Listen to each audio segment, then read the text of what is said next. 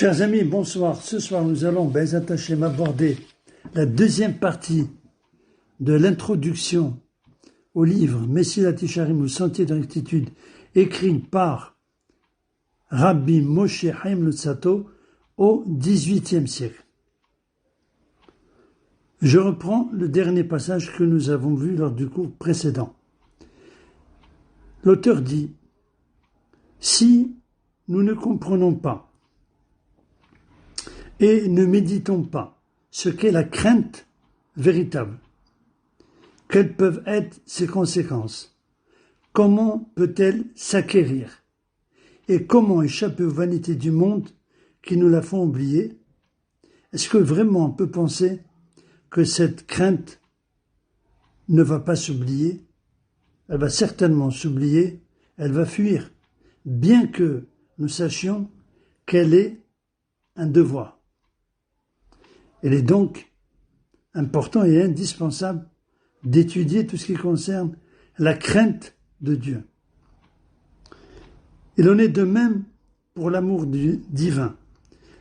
Si on ne s'efforce pas de l'enraciner en notre cœur par la puissance de tous les moyens qui nous conduisent à cela, comment pourrait-il naître en nous et d'où viendrait dans notre âme l'attachement brûlant à Dieu, béni soit-il, et à sa Torah?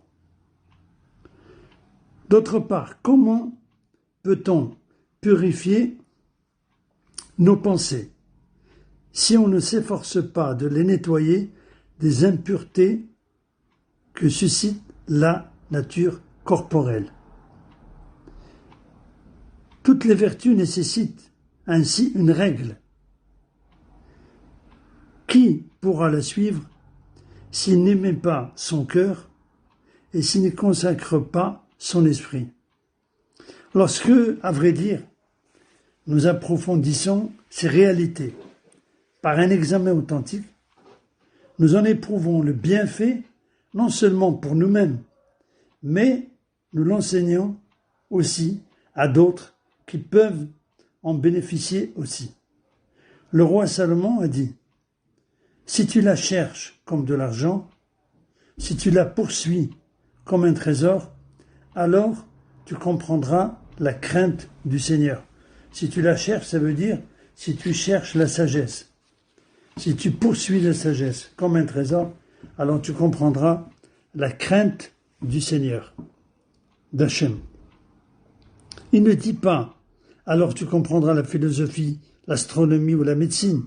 Il ne dit pas, alors tu comprendras les règlements, rituels et les profondeurs de l'étude du Talmud, mais tu comprendras la crainte d'Hachem.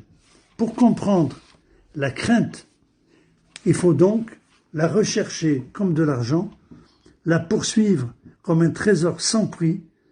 Telle est, dit l'auteur, la tradition de nos sages, et chaque être intelligent doit l'approuver. Peut-on imaginer alors que nous trouvions du temps pour des études vaines et non pour l'étude essentielle? Pourquoi l'homme qui s'adonne aux études ou bien au commerce ne se fixe pas certains moments pour la méditation personnelle? On voit donc l'importance de la méditation personnelle qui, selon l'auteur, est indispensable pour tout progrès dans la crainte et l'amour de Dieu. La crainte d'Hachem, voilà la sagesse. Nos sages expliquent que la crainte de Dieu est une science et qu'elle seule est une science. Or, il est évident que sans réflexion, il n'y a pas de science. Il faut au contraire méditer beaucoup pour connaître la véritable crainte. Il ne s'agit pas de se contenter d'imagination, d'illusion. Non, notre effort doit être plus grand encore si nous voulons vraiment acquérir cette crainte et nous y maintenir. Elle exige une perfection véritable, une profonde sagesse. Et voici l'enseignement de Moshe Rabbeinu, Moïse notre maître. Que dit Moshe Rabbeinu dans la Torah? Maintenant, ô Israël, voici ce qu'Hachem ton Dieu demande de toi. Craindre Hachem ton Dieu, le suivre dans toutes ses voies, l'aimer, le servir de tout ton cœur et de toute ton âme, observer ses ordres, ses lois, ses mitzvot. Donc, c'est en vérité le programme de chaque juif dans la vie de tous les jours.